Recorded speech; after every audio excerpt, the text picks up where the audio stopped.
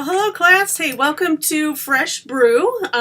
Today I am drinking good old-fashioned water. So um, it's been kind of hot. Been a long day. Thought water would be good. So today I opened up the second to the last module. So we're getting really close here to finishing up this class, which is awesome, but I'm always kind of sad because I just absolutely love this topic and being able to teach you guys through kind of the online medium. Although I'd like it better if you were in class and I got to meet you. But so the second to last module is on methamphetamine, stimulants, cocaine, those whole class of drugs, and you'll see that you will be doing the same we've been doing: discussion board, reflection journal. There's a few things in there for you to read and to watch. There's a really interesting, video documentary on they call it the world's most dangerous drug, but we know what that is, right? It's alcohol. There's a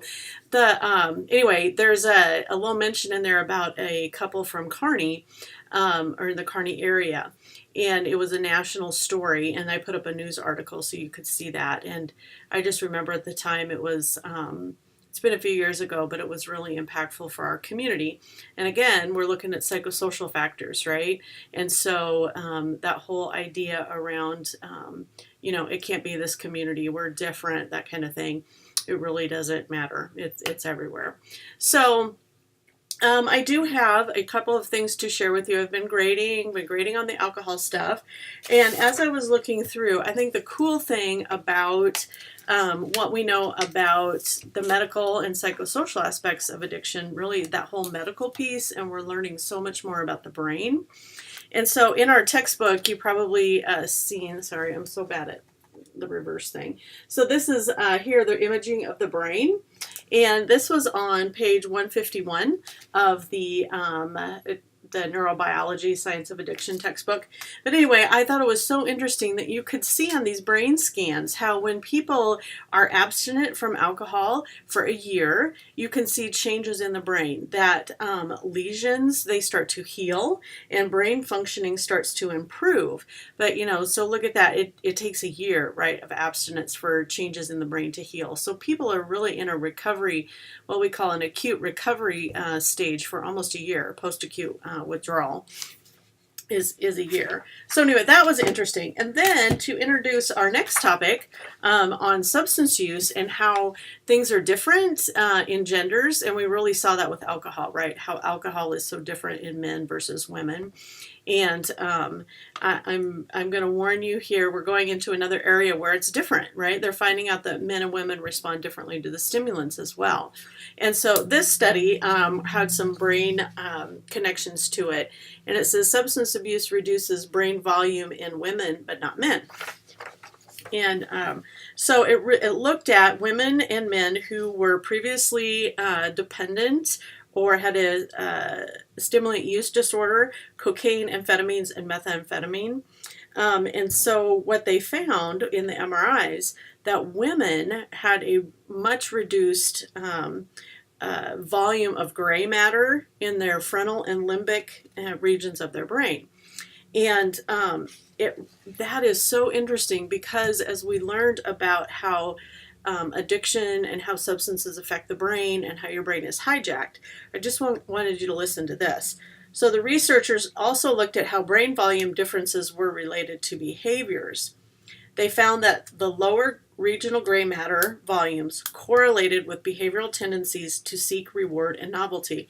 And that's what we learned, right, about the whole idea of the reward pathway in the brain and how those things tend to then manifest in behavioral choices like being impulsive and sensation seeking and looking for those drugs, even though everything said, that logically we would say, why are you doing this? Don't do this. It's harmful to you.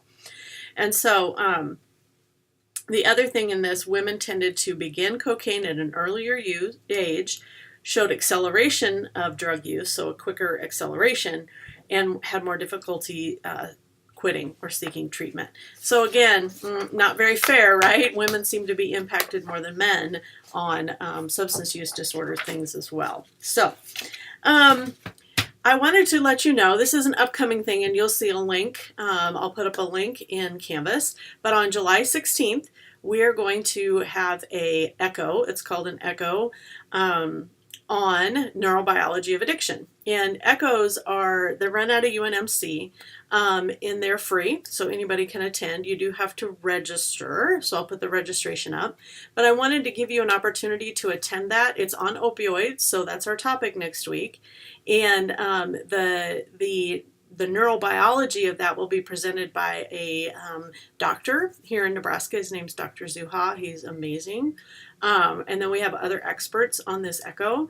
And so you will be able to participate, attend, listen. There's case studies. And so you will be able to hear a case that connects to opioid use disorder or pain and hear recommendations. And I thought it would be so fascinating for you to see that, because that's our topic next week, right? And it's free, and it's a really cool resource for you to use in your practice and to share with others. Echoes happen about every other week, and they are, like I said, free, and they're at a UNMC. And so you'll see me on there because I moderate them. So, and I'm part of the team on the expert team that helps with recommendations for cases. So I will put the link up. If you do the echo next week on July 16th, it's from 12 to 1. I would let that substitute for your journal reflection next week for points. So you wouldn't have to write up a reflection, but instead you could attend the echo. All right, I think that's all I have. Enjoy the rest of your week, and I will be reading research papers and presentations, so I can't wait to see that. And I'll keep on grading. So thanks, guys. We'll talk to you later. Bye-bye.